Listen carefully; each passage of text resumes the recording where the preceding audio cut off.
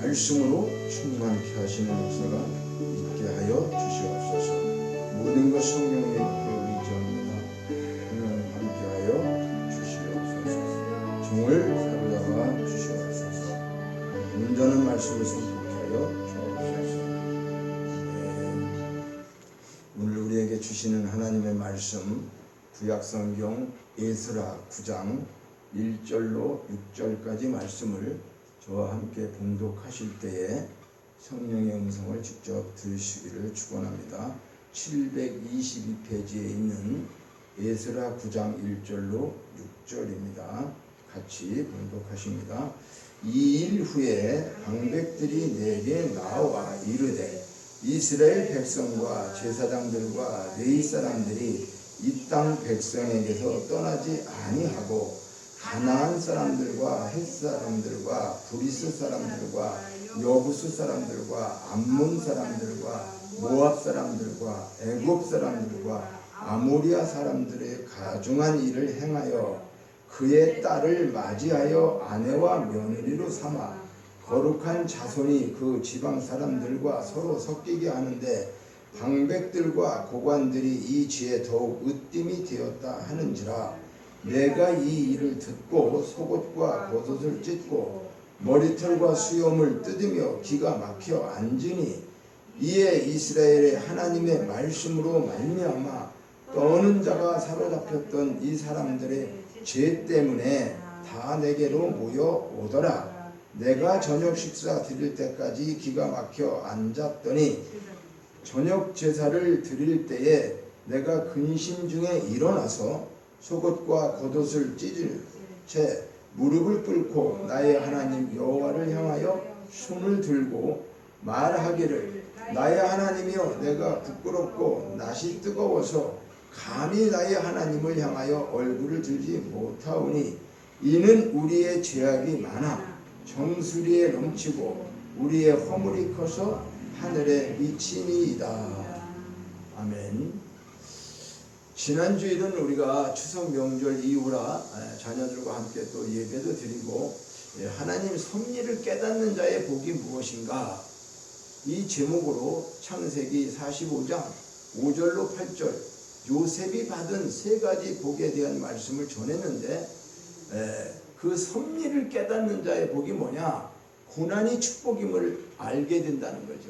요셉이 고난을 감옥에도 가고 억울한 누명도 쓰고 형들에게 팔리기도 하고 이런 모든 것들이 고난이었지만은 그 고난을 하나님의 섭리를 깨달은 요셉은 하나님이 나와 함께 하심으로 형통한 복이었구나 하는 것을 고백하고 우리에게 알려주시고자 하는 것은 너희들도 고난 속에 있지만 고난이 하나님의 진정한 형통한 복이다. 이것을 깨달으라고 우리에게 주시는 말씀이죠. 그리고 하나님의 섭리를 깨닫게 되면 원수를 용서하게 된다 그랬죠. 우리 힘으로는 용서가 될 수가 없어요. 우리는 본질적으로 죄악의 죄인의 몸이기 때문에 나를 해코지하고 나에게 잘못한 사람을 너그럽게 용서할 수 있는 그런 마음이 없는 거예요. 모든 왜? 죄인 자체이기 때문에. 그런데 이것은 뭐요? 하나님의 말씀을 깨닫고 그 섭리를 깨닫게 되면 성령께서 우리에게 그렇게 만들어 주셔서 그 일을 감당할 수 있는 거예요. 그래서 요셉이 그와 같은 형제들을 만났을 때 자기가 높은 위치에 있었고 그들을 보복할 수 있는 권을 다 있었음에도 불구하고 그들을 오히려 용서하고 위로했다고 하는 것. 이것은 인간의 우리 어떤 그런 이성이 아니라는 거죠. 하나님께서 그 하나님의 섭리를 온전히 깨닫게 되니까 형들이 나를 파는 것이 두려워할 일이 아니다. 하나님께서 나를 먼저 보내셔서 생명을 구원하려고 이렇게 하셨다라고 하는 그 미움시기 질투 이런 모든 것을 원수로 어떻게 해요? 악을 갚으려고 하지 않고 악으로 갚으려고 하지 않고 이렇게 선한 마음을 이거 누가요? 하나님이 그 선한 마음을 주시고 성령을 통해서 그렇기 때문에 원수를 용서하게 되었다. 또 마지막으로는 하나님의 구원의 도구로 자기가 쓰임받았다. 그러니까 그 많은 어려움이 있을 때 그렇죠? 온 세계가 애굽에 7년 동안 가뭄이 있을 때 그 가뭄을 잘 어떻게 해요? 이겨나가고 자기 그 친족들 형제들 참 죽을지 살지도 모르잖아요. 뭐 먹을 게 없으면. 그럼 어떻게 해요? 그런데도 하나님께서 그를 통해서 생명을 구원하시는 자기를 구원의 도구로 쓰셨다는 것을 결론적으로 느끼게 되죠. 그러니까 우리도 이런 말씀을 통해서는 뭐 요셉을 본받으라는 말이 아니에요. 요셉을 하나님이 사용하셨을 때 요셉은 어떻게 하나님이 사용하셨는가, 하나님의 뜻을 알고 하나님의 섭리를 깨달았기 때문에 그렇게 사용하셨다. 그러면 우리도 하나님의 섭리를 깨닫게 되면, 우리가 이 땅에 살아가고 있지만 하나님의 섭리를 깨닫게 되면 우리를 어떻게 해요?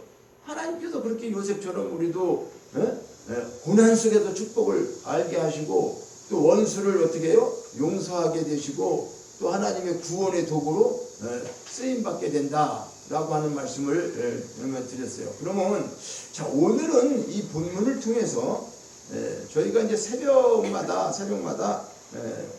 사모하고 둘이 구약 창세기서부터 3장씩, 항상 하루에 3장씩 이제 보면서 찬양하고 이제 3장씩 보고 통독을 해요. 한 절 한 절씩 통독을 하고, 그 세 장에 대한 것을 우리가 요약을 하면서 이제 같이 은혜 나누는 과정 속에서 에스라, 구약 시대의 에스라 학자 겸, 왜냐하면 그때 이스라엘 백성들이 여기 본문의 9장 1절에 2일 후에라고 하는 것은 그 이스라엘 백성들이 포로로 바벨론에서 70년 포로 생활을 하면서 하나님이 약속했죠. 너희들 70년이 되게 되면은 다시 너희 본국으로 돌아오게 될 거야. 해방을 맞이하게 될 거야. 이렇게 했는데 이제 참 70년이 되니까 하나님께서 언약하신 약속을 지키기 위해서 고레스라고 하는 왕을 통해 가지고 이스라엘 모든 사람들에게 해방을 선포해요. 너희들 이스라엘 백성 다 본국으로 돌아가서 성전을 건축하고 너희들 거기서 살아도 된다. 이제 이렇게 선포하니까 그때에 이제 포로로 갔던 사람들이 돌아와서 성전을 세우고, 무너진 성박을 이제 성전 그 둘레 있잖아요. 그렇죠? 성곽을 또 세우는 그런 일들을 그들이 합니다. 그래서 에스라나 느헤미야나 학개나 이제 이쪽으로 보면은 이제 다 다시 무너진 성전을 세우는 그런 과정의 이야기를 하고 있는데, 그것은 건물을 세우는 것을 얘기하는 건 아니에요. 그때 당시에 건물을 세우는 건 맞아요. 그런데 성경은 항상 뭐를 봐야 된다? 육적인 거, 문자적인 게 아니라 영적으로 의미하는 것이 뭔가를 깨달아야 되는 거지, 영적인 의미가 없으면 아무 소용이 없는 거죠. 그 얘기책 듣기 더 됩니까? 지나간 약속이, 그 사람들이 성이 무너졌어. 예루살렘 성이 무너졌다가 다시 그들이 포로로 갔다 와서 그거를 세운들, 금으로다가 쌓은들 우리가 무슨 상관이 있냐고요. 아무 상관이 없어요. 그러니까 하나님은 우리에게 그 말씀을 하시려는 게 아니라, 그런 속에서 보면 뭐냐, 우리 사람들이 잘못할 때는 이스라엘 백성들이 하나님 말씀대로 안 살으니까 이방에게 잡혀서 포로 생활도 하고 노예 생활도 하게 하고, 그래도 그 속에서 하나님은 또 그들을 끝까지 사랑하시기 때문에 돌이키고 회개하게 하셔서 하나님의 일을 꾸준히 하게 하죠. 오늘날 우리와 다를 게 없죠. 그죠? 네, 그러니까 그 이스라엘 역사는 우리 인생의 역사 속에서 하나님이 간섭하시는 그런 것을 우리는 영적으로 깨달아야 하는 거예요. 그래서 오늘도 이 본문을 통해서 우리가 뭘 알고자 하는 거냐, 그때에 이 일 후에 그러한 일이 있은 다음에 어떠한 상황이 됐냐, 이스라엘 사람들이 무슨 범죄를 또 했느냐, 아니 포로로 갔다 와서 하나님이 자유를 주고 이제 행복하게 살게 했는데 이들은 또 어떤 죄를 짓고 있었느냐 그 말이에요. 물론 이것을 우리가 말씀드리자면은 구원받은 우리가, 하나님으로부터 구원받고 죄에서 해방된 우리가 또 죄를 짓고 있잖아요. 그죠? 그 통일한 거예요. 어떻게 보면 우리 삶이.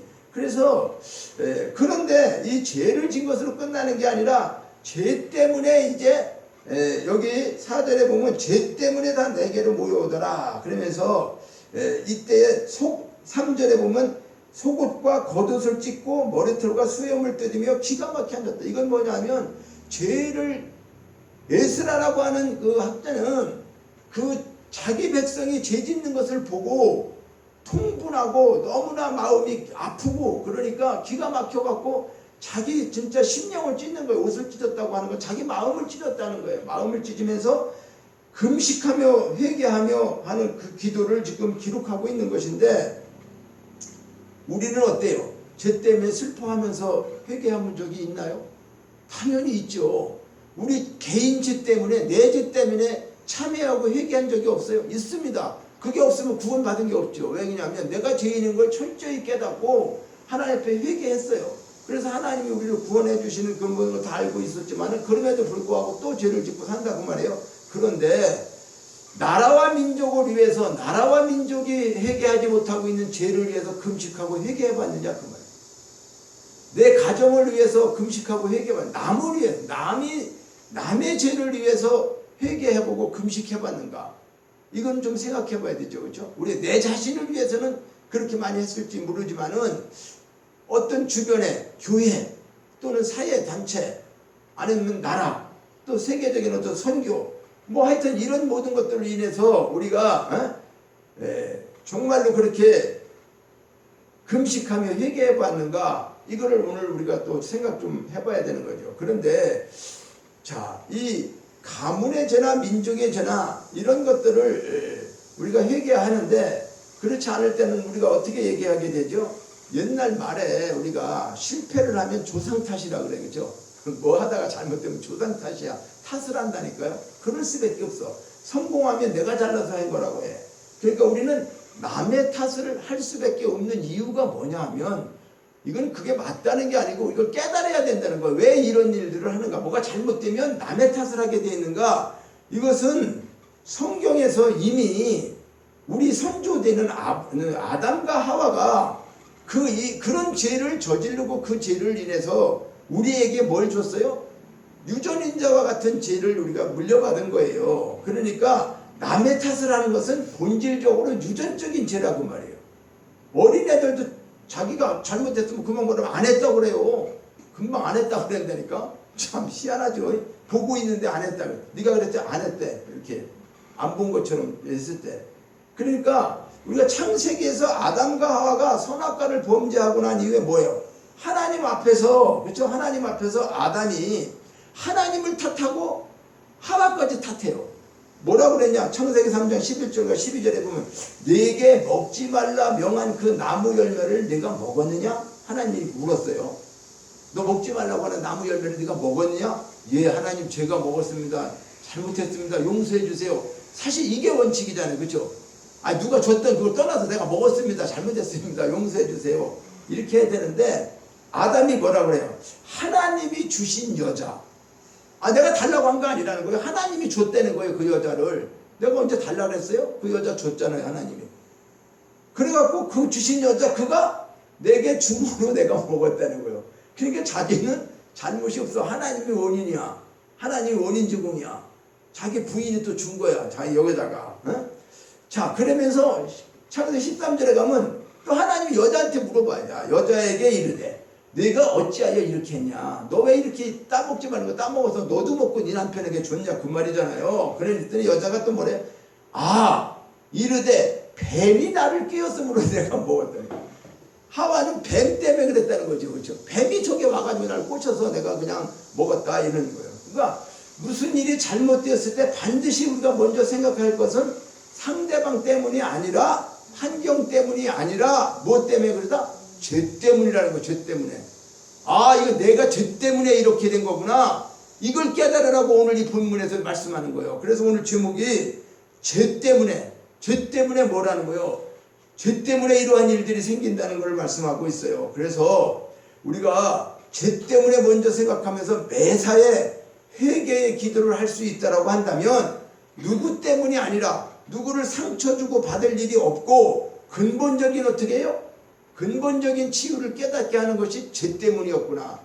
만약에 우리가 남편이나 부인이나 애들이나 어떤 돈이나 물질이나 환경, 건강이나 이제 이런 것 때문에, 물론 우리가 그러면 다 모든 게 죄 때문에 그랬습니까? 이런 얘기를 하자는 게 아니라, 그래도 모든 것들을 거슬러 올라가면 죄 때문에 우리의 고통이 오고 사망이 온 거잖아요. 그런데 물론 하나님은 그 죄 때문에 이스라엘 백성들을 포로로 잡혀가기도 하고 어렵게도 했지만은 그 속에서 실제로 망하게 하기 위해서 그러냐? 그게 아니라는 거예요. 그러니까 우리가 죄 때문에 잘못되고 있지만은 그 죄에 대한 하나님 보복만 하려고 하는 게 아니라 깨달음을 줘서 네가 지금 죄 짓고 있는 게 뭔가를 알게 하고 그것을 회개하게 하고, 그 다음에 어떻게 해요? 하나님은 축복을 주시기 위해서 말씀하고 있는 거죠. 하나님께서는. 그러니까 오늘 본문은 바벨론 포로에서 고레스 왕이 칙령에 의해서 예루살렘으로 돌아와서 성전 재건을 하면서 한 60여 년이 지난 거예요. 그러니까 돌아와서 60년 동안 포로 생활하고 돌아와서 자기 나라에서 한 60여 년을 살면서 성전을 짓다가 한 16년 동안 또 중단해요. 방해하는 사람들이 많다 보니까. 그래가지고 이제 그런 과정 가운데에 9장 1절에 이 일 후에 이러한 일들이 이제 있은 후에 그러면서 어떤 것이 또 죄가 되었느냐 하면 자 그러니까 여기 보니까 이스라엘 백성들이요 여기 9장 1절에 이스라엘 백성들과 제사장들과 레위 사람들이 이 땅 백성들에게서 떠나지 않았고 그럼 누구냐면 가나안 족속들 7족속을 여기 지금 얘기하잖아요. 그렇죠? 예. 햇사람, 브리스 사람, 여비스 사람, 암몬 사람, 모압 사람, 애굽 사람, 아모리 사람 이 사람들은 다 누구예요? 이방이잖아요. 그렇죠? 예. 하나님께서 너희들 여호수아를 통해 가지고 가나안 땅에 가면 이들을 다 진멸시키라고 그랬어. 아니 애들이고 어른을 다 죽이라는 거예요. 없애라는 거예요. 그러면 우리가 볼 때는 저렇게 잔인할 수가 있나? 아니에요. 왜 그랬을까요? 하나님은 자기 택한 백성들 하나님의 백성들을 온전히 죄짓지 않고 살게 하기 위해서 그 이방 사람들은 이방신을 섬기고 하나님을 모르는 자들이기 때문에 그들하고 너희들 통혼도 하면 안 되고 하지 말라고 해서 그들을 다 진멸하라. 그러니까 우리가 하나님이 약속한 땅을 성경에 참 깨달아질 때마다 좀 의문되는 게 있어요. 우리가 그렇죠? 아니 하나님이 아니 땅이 넓은데 우주가 많은데 그냥 그 사람들 내비두고 이스라엘 백성들만 별도로 좀 좋은 땅 만들어 갖고 그죠? 거기 가서 살게 할 수 있어요 없어요? 있지. 하나님 능력이 없겠어요? 에덴 동산처럼 만들었고. 그런데 이스라엘 백성들이 정탐꾼 보내보니까 어떻게 됐어요? 12명 정탐꾼 갔다가 야 그 사람들은 막 장대가 얼마나 큰지 오늘 우리가 얘기하면 막 미국 사람들 있죠 그죠? 친척가 크고 그런 사람한테 우리는 좀만 하잖아. 그런 데 가갖고 그 사람들이 기득권 잡고 있는 데 가서 살으라고 우리가 거기 간다고 하면 그거 우리가 그 땅을 차지할 거라고 그러면 믿겠어요? 이제 그런 심정이에요. 사실 그렇게 생각을 해봐요. 그러니까 자기들은 어떻게 되는 거예요? 야 우리 힘으로 우리는 메뚜기 같아. 저들에게 비하면 메뚜기 같은데 우리가 어떻게 그들을 가서 점령하고 살겠느냐. 그게 다 불평하는 거 아닙니까? 10명이. 그 2명 갈렙과 여호수아만 야 우리가 비록 메뚜기 같은데도 하나님이 들어가고 하나님이 주신다고 했잖아. 그러면 하나님이 말씀하셨으면 우리가 믿는 것은 하나님 믿잖아. 그럼 하나님이 하실 거냐. 저들은 우리 밥이야. 이제 이런 믿음을 가지고 그들은 이제 했기 때문에 하나님이 끝까지 그들을 가나안 땅으로 들여보고 나머지 불평한 사람들은 너희들 불평 불만을 내 귀에 들린 대로 내가 실행해서 아무도 들어갈 수 없다. 그리고 이제 광야의 시대에서 태어난 사람들 2세들하고 들어갔죠. 그런데 가서 그 사람들이 어떻게 했어요? 그들을 다 물리쳤어야 되는데 그러지 못했단 말이에요. 그러다 보니까 이제 이방 사람들과 섞여가지고 어떻게 해요? 이 사람들과 애굽 사람들과 아모리 사람들과 가정한 일이 뭐냐면 하나님이 그들의 딸을 맞이하지도 말고 아내나 며느리 삼지 말라. 너희들은 거룩한 자손이다. 2절에 보면 그렇잖아요. 거룩한 자손이다. 그 지방 사람들과 서로 섞이게 하는데 방백들과 고관들이 이 지에 더욱 으뜸이 되었다. 이 말은 뭐냐면 그렇게 하지 말라고 그랬는데 일반 백성보다도 일반 백성들이 그렇게 해도 안 되는데 오히려 지금 뭐라 그런 거예요? 방백들과 고관들이라고 하는 것은 오늘날 지도자들을 얘기하는 거예요. 만약에 교회로 얘기하면 목회자나 세상적으로 얘기하면 정치하면서 장관이나 이런 그러니까 쉽게 얘기하면 여기 보니까 방백들과 고관들이 이들이 죄에 더 으뜸이 됐다는 것은 이들이 제일 먼저 그런 짓을 많이 행했다는 거예요. 일반 사람들보다. 그러니까 이 에스라가 그것을 생각하면서 기가 막힌 거죠. 기가 막힌 거. 이거 세상에 만약에 오늘날 우리가 세상이 변했어. 바뀌어가지고 막 너나 나나 저기 한다고 그래갖고 지금 동성애 자유법 평등법 이런 걸 해가지고 어수선하잖아요. 그럼 만약에 이제 그런 일들이 정말 생겨서 옛날에는 생각지도 못하는 일들이 이 땅에서 펼쳐지고 있다고 한다면 어떻게 될까요? 그거를 깨닫고 있는 사람들은 기가 막힌 일 안 해요. 우리 지금 세대에서 만약에 이 교회에서 그런 일들이 벌어진다. 교회에. 그리고 누구든지 와도 여기 불교 믿는 사람 불교도 믿고 여기 가서 혼합종교 교회는 다 동일한 거예요. 그러면서 하나님만이 하나님이냐? 우리가 믿는 하나님 같다고 혼합적으로 그리고 이방 사람들하고 같이 생활하고 즐기고 이렇게 한다고 그러면 이게 어떻게 될까요? 그런 일이 된다면. 그러니까 지금 서부나 유럽 쪽에서는 지금 교회가 그렇게 초창기 때 아름다웠던 교회들이 다 술집으로 팔리기도 하고 카페가 되기도 하고 좀 그들이 마지막에 어떻게 돼요? 지금 다 망하고 있는 거예요. 실질적으로요. 부러워할 거 하나도 없습니다. 지금 서쪽에. 지금 미국이 뭐 물론 힘이 아직까지도 우리 세계에서 뭐 가장 위대하다고 할 수 있고 그러지만은 미국은 미국대로 굉장히 골치 아픈 일들이 많이 있는 거예요. 그리고 그들의 삶의 상태를 보면은 참 그 뭐라 그럴까, 저게 어떻게 기독교 국가로다가 그렇게 살아왔을까? 왜 그럴까? 초창기 때는 그렇지 않았어요. 예?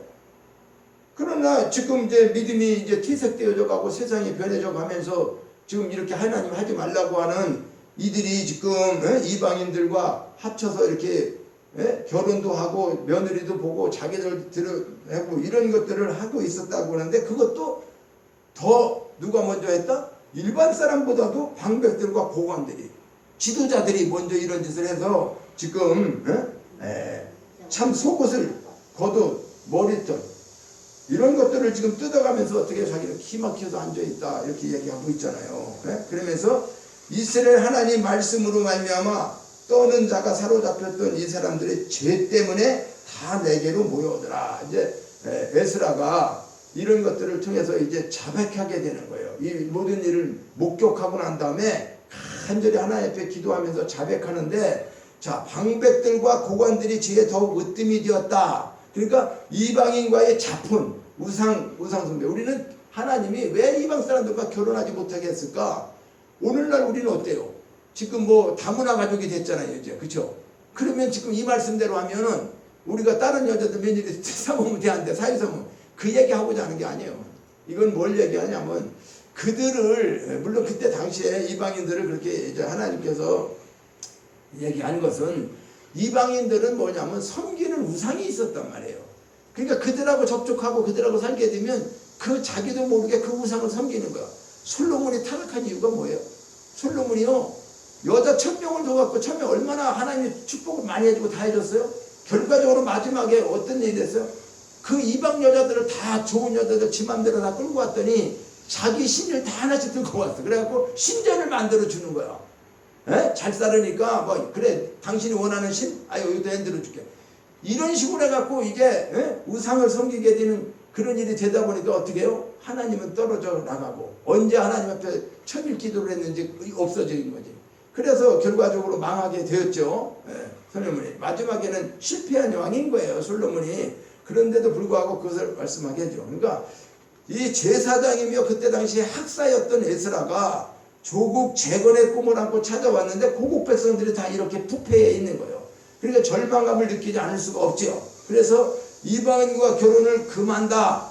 그러니까 이것은 조상 아브람 때부터 그들에게는 말했던 거예요. 왜 그러냐면 창세기 24장 4절에 보면 아브라함이요, 이삭의 그 며느리죠. 이제 이삭이 아내를 구할 때에 자기 종에게, 야, 내 고향, 내 족속에게로 가서 내 아들 이삭을 위하여 아내를 택해 갖고 와라. 이 얘기는 뭐냐면 다른 이방 사람 아니야. 우리 고향에 가서 우리 족속, 그전 때는 이제 뭐 그런 것이 되었죠. 뭐냐면 먼 친척하고도 이게 결혼이 됐어요. 그때 당시에는 시juk 사회니까. 지금은야 이제 그렇지 않지만. 그러니까 그때 당시에는 자기 족속, 자기 소속되어 있는 그들을 이제 며느리를 삼기 위해 갖고 종을 보내면서 그렇게 말했어요. 창세기에도. 또 모세 때에는 이건 율법으로 정했어요. 율법으로 정했어요. 출애굽기 23장 32절에 보면. 그래서 이방인과의 결혼은 어떻게 해요? 결혼 자체로 끝나는 게 아니라 이게 필연적으로 우상숭배의 폐습이 되기 때문에 그렇게 하지 말라고 하는 거예요. 그리고 오늘날도요, 이것은 뭐냐 하면 믿지 않는 사람하고 왜 결혼하지 말라고 하는지 아세요? 우리가 생각할 때는 아니 그러면 안 되지, 믿지 않는 사람도 결혼해갖고 구원시키면 참 좋은 생각이죠. 근데 그렇게 생각대로 안 된다는 거예요. 잘. 왜? 영적인 문제는 믿지 않는 사람하고 하니까 결론적으로 어떻게 된다는 거예요? 신앙을 잊어버린다는 거예요. 처녀들이 어땠어요? 믿음 좋았던 사람도 시집 잘못 가가지고 남자 한번 보고 갔는데 그 집안에 안 믿어. 그러면 자기 마음대로 신앙생활 다 할 수 있어요? 안 돼요.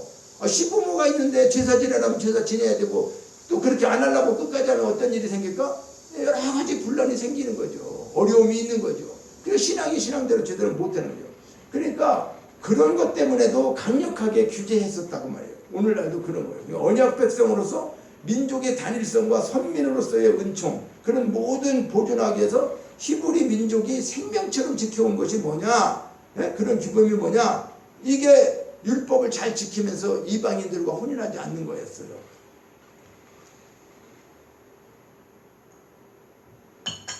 그래서 에스라의 절망감이 그 기도 속에서 표현되는 것처럼 그들의 열조가 하나님의 계명을 지키지 않다가 열방의 왕들에게 사로잡히고 노략을 당하고 그 민족이 치욕적이 되어갖고 지금까지도 있었는데 하나님의 심판을 무시하고 계속해서 계명을 지키지 않는 것으로 인해서 그는 절망하는 거죠.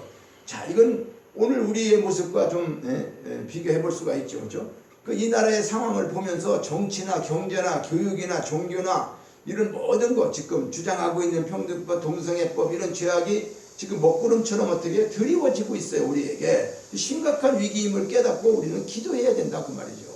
그러니까 우리가 뭐 누구 앞에 나서서 뭐 하지 못하더라도 우리는 이런 말씀을 듣고 깨닫게 되면 어떻게 해요? 아, 내가 민족을 위해서, 나라를 위해서, 교회를 위해서, 내 가정을 위해서 뭐 기도했지만 내가 절실하게 기도 못했었다라고 한다면 오늘 이 에스라서에서 에스라가 참여하고 앉아가지고 기가 막혔다고 그러잖아요. 기가 막혔다. 우리도 기막힌 일을 보면은 어때요? 아주 어처구니 없거나 시험을 보면 참 기가 막히다 이렇게 얘기하고 그러잖아요.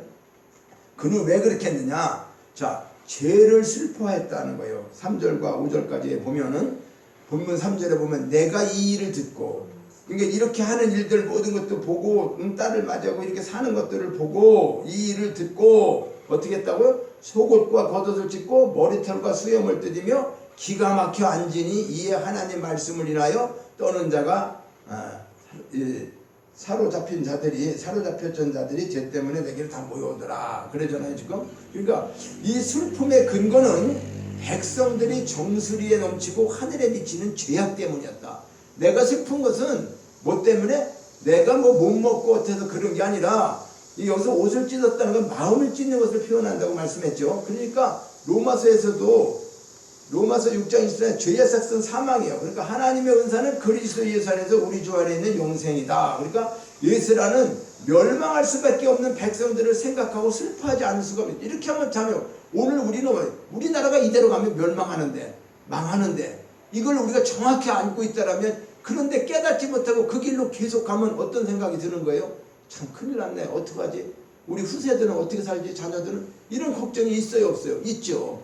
우리는 지금 뭐 못 먹어서 그런 게 아니야. 우리가 뭐 불편하고 고통 아니 앞으로 얘들이 어떻게 살아가지? 이런 일이 생기면 교회가 앞으로 이렇게 점점 없어지고 이렇게 어떻게 해서 이거 신앙인이라고 할 수 있을까? 이거 믿음 생활 한다고 할까? 애들이 그냥 다 교회도 안 가고 유튜브만 듣고 있고 뭐 이런 생활이 되고 물론 그것이 코로나로 인해 가지고 한동안 무너졌지만은 이제 다시 그 정신 차려 가지고 우리가 기도하고 이럴 때가 됐는데 이제 이런 것들로 인해서 완벽하게 죄를 짓고 있음에도 죄를 짓는지 모른다고 한다면 이건 큰 문제라는 거죠. 이런 일을 슬퍼할 수 있어야 되는 거죠. 다른 게 아니에요. 뭐 자녀들이 뭐 꼭 뭐 잘되고 못되고 하는 게 아니라 믿음 생활 제대로 안 하는 것을 우리는 슬퍼할 수 있어야 된다 그 말이에요.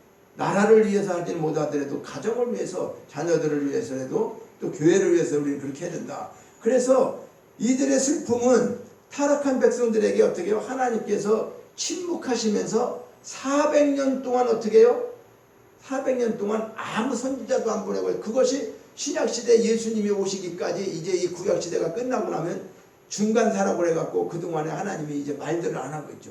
마지막 말라기 선지자를 통해서 경고하고 난 다음에 아무 일 없이 이제 예수님이 오시게 되는 그런 일을 보는데 그래서 누가복음 19장 42절에는 우리 예수님께서도요 오셔서 이랬어요. 너희도 오늘날 평화에 관한 일을 알았다면 좋을 뻔하였거니와 지금 내 눈에 숨기었도다. 자, 이 말은 자 사도 바울도 동일한 심정으로 갈라디아 성도들에게 그리스도의 은혜로 너희를 부르신 이를 이같이 속히 떠나서 다른 복음을 쫓는 것을 내가 이상히 여겼다. 이건 뭐냐 하면 구약시대에 이런 느헤미야와 같은 선지자 또 뭐 에스라 같은 선지자들도 자기 동족들이 이렇게 안 되는 걸 보고 굉장히 한탄하면서 가슴 아파했는데 예수님이 오셨던 그 시대에도 사도 바울이나 제자들이나 이런 사람들 예수님이 다 일을 떠나고 간 다음에 어떻게 했어요?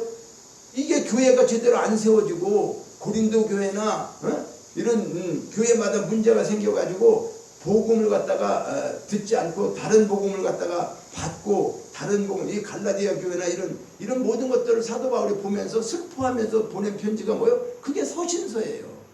신약 성경에 나오는 고린도전서 뭐 갈라디아서 뭐 이런 모든 게 그 교회마다 또 때로는 개인에게 이렇게 편지를 써서 사도 바울이 보내는 것은 그때와 지금하고 시대적인 것은 다르지만은 어떤 거요? 죄 짓고 살고 있는 거 이거 더는 안 된다. 이렇게 하면 망한다. 안 된다. 이것을 가슴 아파서 편지라도 보내고 그거를 기록해서 알게 하고 하는 거다 그 말이죠. 그러니까 죄를 슬퍼하며 회개하는 곳에 하나님이 어떻게 은총이 임하는 거죠. 그러니까 이것을 깨닫게 하고 이들이 우리 가족이나 친척이나 친구 중에 예수를 알지 못하고 영원한 지옥에 들어가는 그들의 영혼을 생각할 때 우리는 슬퍼하지 않으면 안 되는 거잖아요. 그죠? 아이고 저거 잘 됐네. 저거 뭐 지옥 가는 게 맞아. 이게 아니라 정말로 슬퍼해야 된다는 거예요. 그러니까 그들을 위해서 기도하지 못한 죄를 회개해야 되는 거죠. 참 뭐 예화가 되지는 않는데 저희 이번에 사촌이 있는데 사촌이 이제 자기 아들을 결혼한대. 그런데 주일날 그걸 잡았어요. 우리 큰 집은 우리가 사촌이지만 우리는 다 거의 다 믿어요. 안 믿는 사람이 거의 없어요. 작은 집은 안 믿는 거예요. 믿어야 뭐 천주교 믿으면 다니고 그러는데. 그러니까 사고방식이 다른 거예요. 그리고 옛날하고 지금은 다른 게 아니 결혼식을 꼭 주일날만 하진 않잖아요. 과거에는 뭐 주일날 일부러 잡아서 했지만 지금 평일에도 많이 하잖아요. 그리고 토요일날 많이 하잖아요. 그러니까 뭐 물론 우리가 뭐 결혼이라는 건 자기들끼리 알아서 하는 거지만은 이미 믿음이 있는 집안 같으면은 그렇게 하지 않죠. 누가 뭐라고 하든 간에 우리는 주일날 결혼식을 하면 참석 못하는 사람이 많아서 안 됩니다. 그러면 뭐예요? 결혼식이라는 거 자기들만 하기 위해서 해? 그럼 뭐하러 연락을 해? 친척들 다 오고 가고 그때 만나보고 이런 것도 하기 위해서 다 하는 거 아니겠어요? 그래서 제가 그런 걸 깨달으면서 어쩔 수 없구나. 근데 거기서 제가 느낀 게 뭐냐면 내가 기도를 많이 못했구나. 저들을 위해서. 그런 거예요. 이 말씀에서 우리 사촌들은 어떻게 해야 되지? 그 뭐 만날 때마다 뭐 증거한다, 복음을 전한다고 하고 얘기는 하지만 결론적으로 기도를 내가 늘 하지 못하고 이들을 정말 지옥 가는 거 저거 슬퍼하고 이래야 되는데 그런 것들이 마음속에 떠오르는 거예요. 그래서 처음에는 그 본인 동생한테는 전화를 못하고 그 형제는 제 동생이죠. 그 이제 결혼하는 그 동생 형제는 야 어떻게 니들 우리는 다 우린 밑에도 목사잖아요. 또 안 쓰신다고. 근데 왜 주일날로 이거 받았냐 날짜를. 그러면 우리가 참석 못하는 거 알지 않냐. 그랬더니 글쎄 뭐 어쩌고 그래서 뭐 내가 뭐 다른 얘기는 안 하겠는데 어쨌든 참석 못하는 거는 이해를 해라. 그런 줄 알아라. 그렇게 하고 말았는데 그러면서 조금 이제 그 동생한테는 그 좀 얘기를 좀 했었어요. 좀 전에. 근데 그걸 끝나고 나서 이 말씀을 묵상하면서 내가 그 얘기를 할 게 아니고 내가 그들을 위해서 기도하지 못한 것 때문에 이런 문제가 있구나. 이 생각이 더 많이 들어서 저도 해결을 했어요.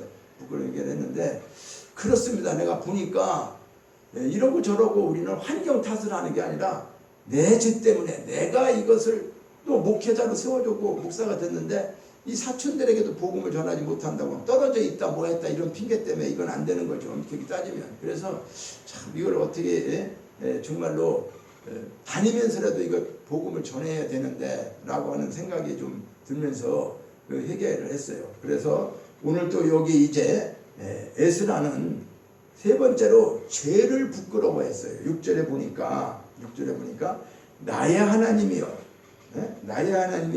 내가 부끄럽고 낯이 뜨거워서 감히 나의 하나님을 향하여서 얼굴을 들지 못하겠다. 왜?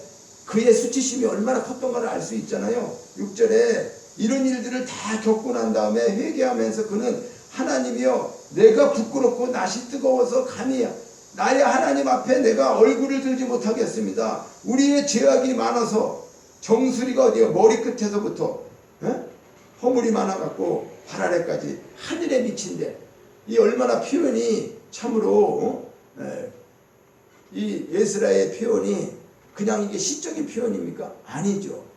그러니까 인간에 있어서 가장 부끄러운 일은 은혜를 타락하고 긍휼을 배역으로 갚는 거죠. 그러니까 하나님은 유다를 징계하실 때에 다 포로를 잡혀가게 하시지 않고 그 얼마를 또 남겨주기도 하고 또 포로 생활했던 사람들도 거기서 다 죽은 게 아니라 또 돌아오게 하시고 이런 것들을 하나님은 계속 끝까지 하셨단 말이에요. 그런 은혜를 베풀었는데 이들은 갔다 와서도 다 잊어버리고 언제 그런 짓 했냐고 또 반복되는 나쁜 짓을 지금 하고 있는 거예요. 그러니까 포로로 잡혀간 백성들 이방에 그대로 두지 아니하시고 하나님께서 돌아오게도 하시고 노예를 해방시켜갖고 자유민주 그렇게 민주를 자유를 허락해 줬는데도 이들은 어떻게 해요? 성전을 재건하다가 힘들다고 안 하고 무슨 일 있다고 안 하고 그러면서 자기들 좋은 대로 그냥 이방 사람들과 막 결혼해서 살고 그냥 이런 식으로 살아버리니까 이게 어떻게 되겠느냐 그런 말이죠. 그래서 참 속담에 성경의 속담인데 베드로후서 2장 22절에 이런 말씀이 있죠.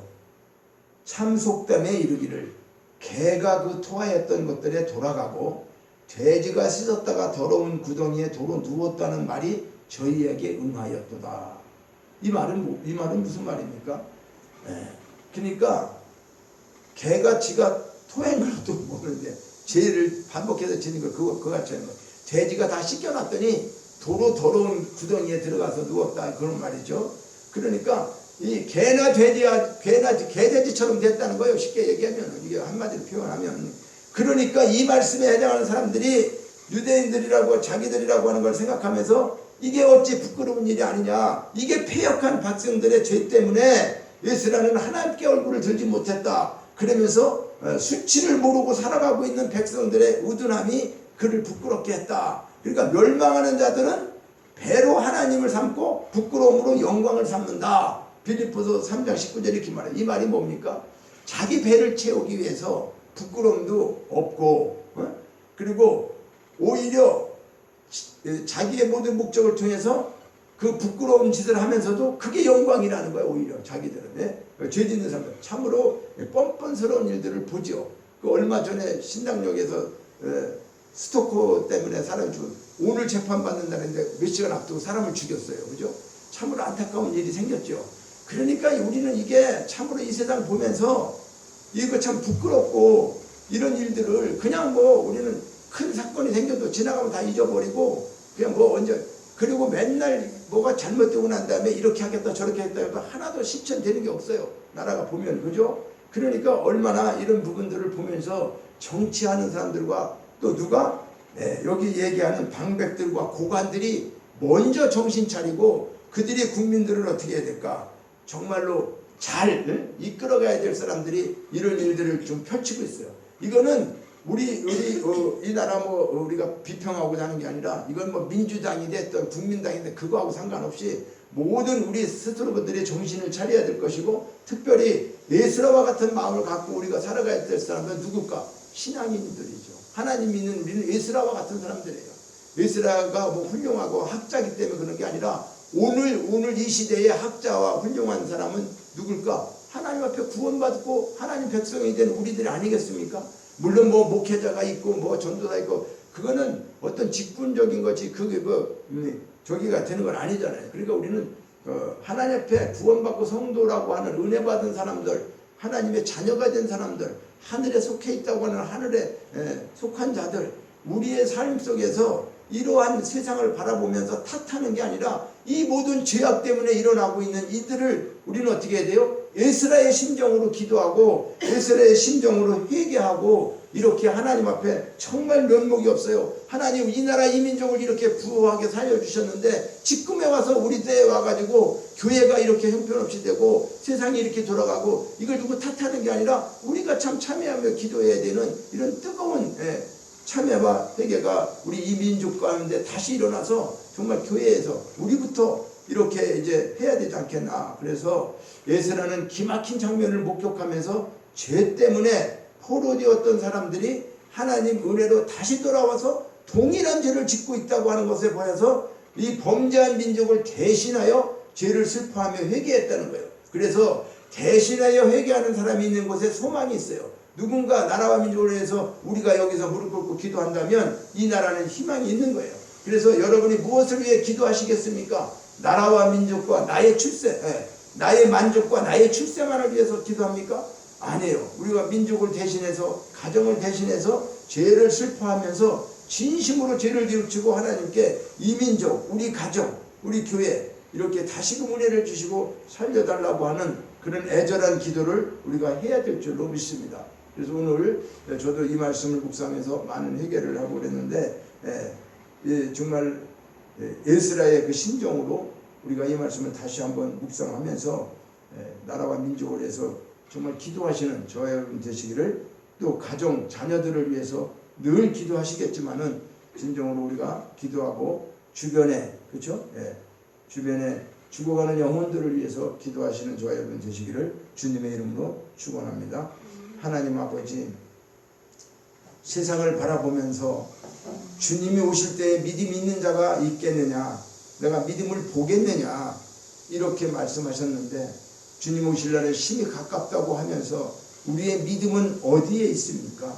아버지, 이 종부터 다시금 정신 차리고 에스라와 같은 심정으로 하나님 부끄러워서 낯을 들 수가 없다고, 얼굴을 들 수가 없다고, 이 허물이 커서 하나님 용서해달라고 하는 참여와 회개의 기도만을 드릴 수밖에 없는 이러한 아버지 심정으로 주님 모든 일을 대하게 하여 주시고, 아버지 하나님 새롭게 하여 주셔서 우리가 나라와 민족을 위하여 기도할 때에 그곳에 희망이 있고 그곳에 하나님의 은혜와 긍휼이 있다고 하는 사실을 알게 하여 주시기 위하여 오늘 이처럼 아버지 하나님 귀한 말씀 주셨사오니 말씀대로 우리가 실천할 수 있는 믿음을 허락하여 주시옵소서.